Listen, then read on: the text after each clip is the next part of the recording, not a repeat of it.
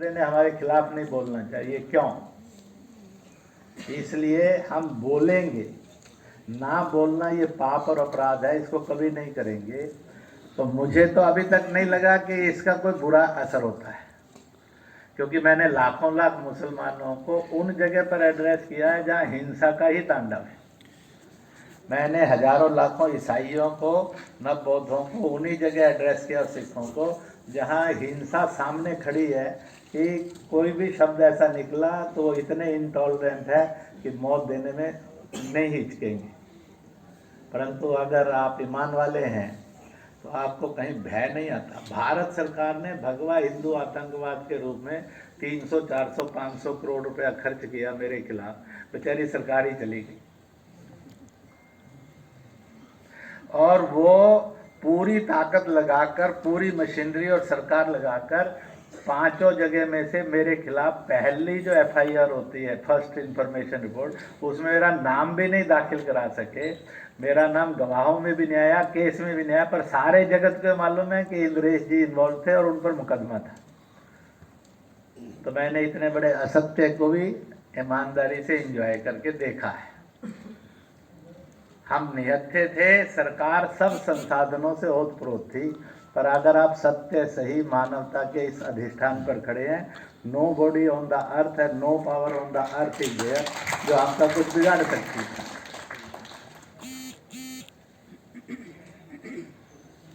इसलिए इसको जीना, इसलिए हम यहाँ पर आए। ऑटोमेटिकली इंसान पैट्रियोटाइज हो। आप आज़ादी से पहले, फिर विभाजन आया, और विभाजन के बाद इस गलत फहमी में नहीं रही है कि आज़ादी हमें पहले मिली। हमें विभाजन पहले मिला। 14 अगस्त को when we got the division of the nation, then we got the next day the freedom of the nation.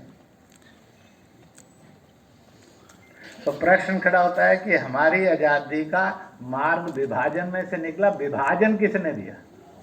जो आज़ादी के ठेकेदार हैं, विभाजन उन्होंने दिया। जो आज़ादी के सच हकदार थे वो तो डस्टबिन में डाल दिए गए। तो हम इतने बड़े पाप और क्राइम को करते आ रहे हैं, किस मजबूरी में करते आ रहे हैं, क्यों करते आ रहे हैं, किस लिए करते आ रहे हैं? आगे से नहीं करेंगे।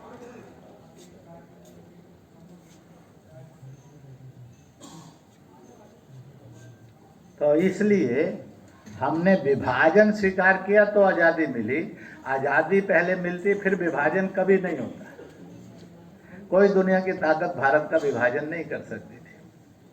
इसलिए हमने विभाजन स्वीकार किया, ये पाप किया, और दुनिया को बहकाले और झूठ कर लें। 40 साल, 50 साल, 60 साल, कितनी देर और भटकेंगे? क्यों भटकेंगे? इसलिए सत्यों को ठीक ढंग से, तथ्यों को ठीक ढंग से समझना ये होना चाहिए। और इसलिए हमारे अंदर एक बात होना चाहिए कि हम वेलफेयर के लिए काम करें। सरकार, सेना, संविधान आतंकवाद को असंवैधानिक और अमानवीय घोषित करे, मैंने पहले से कहा ही है। तो मुझे पूरा विश्वास है कि हम एक नए भारत का आगाज करने में सफल होंगे। अन्य किसी देश में अल्पसंख्यकों पर जुल्म बंद हो, बंद हो, बंद हो, बंद हो। पाकिस्तान, बांग्लादेश, अफगानिस्तान आदि में अल्पसंख्यकों पर जुल्म बंद हो, बंद हो। ये याद भी रखने पड़ेंगे, क्योंकि मैं वायदा लेने वाला हूँ। आगे अक्षर इधर उधर हो गया, शब्द इधर उधर हो गया तो चलेगा, पर मिशन इधर उधर नहीं होना चाहिए। तो इसी प्रकार से हम एक और वाक्य को बोलेंगे। मैं शब्द शुरू करता हूँ। पाकिस्तान की शैतानी वृत्ति का नाश हो। पाकिस्तान की शैतानी वृत्ति का नाश हो। फिर इससे आगे का करेंगे। कोरोना महामारी के लिए कसूरवार चीन ने विश्व से क्षमा मांगनी चाहिए। चाहिए। इसलिए दोनों हाथ खड़ा कर देंगे एक बार इन सब वाक्यों के लिए। वंदे जय भारत माता की। जय। इसी के साथ साथ आज देश के अंदर एक बड़ी विचित्र सी स्थिति है, और वो ये है कि ये देश को इस बात में बांट दिया जाता है कि ये अल्पसंख्यक है, ये बहुसंख्यक है। आज तो विषय नहीं लेंगे, पर इतना लाइन एक जरूर बोलता हूँ। मजहब आदमी के डेवलपमेंट के लिए होता है, उसको आदमी को मानवता से भरने वाला होता है। मजहब को अल्पसंख्यक बनाना और बहुसंख्यक बनाना ये स्वयं में अमानवीय है, असंवैधानिक है, शैतानी है। मजहब एक के पास है या अनेक के पास है, मजहब का काम इतना ही है, टू बी ए मैन, आप आदमी बनिए। तो फिर मजहब अल्पसंख्यक कैसे हो गया और मजहब बहुसंख्यक कैसे हो गया? यह बेसिकली वोट बैंक की राजनीति का शैतान है। इसलिए मैंने अभी इस्लामिक कल्चरल सेंटर में दस्तक पुस्तक जस्टिस सिद्दीकी की लिखी हुई का लोकार्पण करते हुए अल्पसंख्यकवाद पर मुस्लिम इंटेलेक्चुअल में बोला था।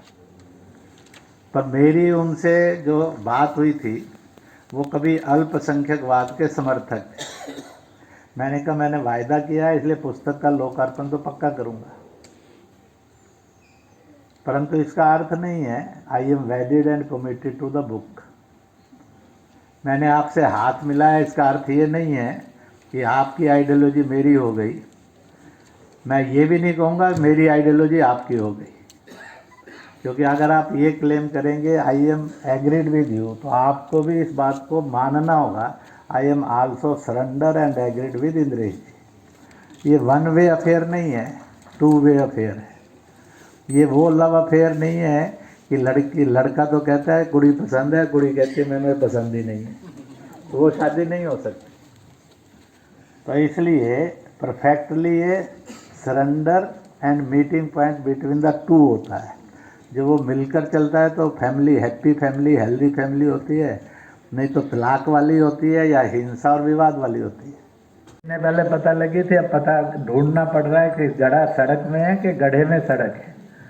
तो ऐसी ठेकेदारी ना भगवान ने हमें दी है ना हमने ली है, इसलिए उस ठेकेदारी को हम पक्का निभाएंगे। इन्हीं शब्दों के साथ जय भारत, जय जगत।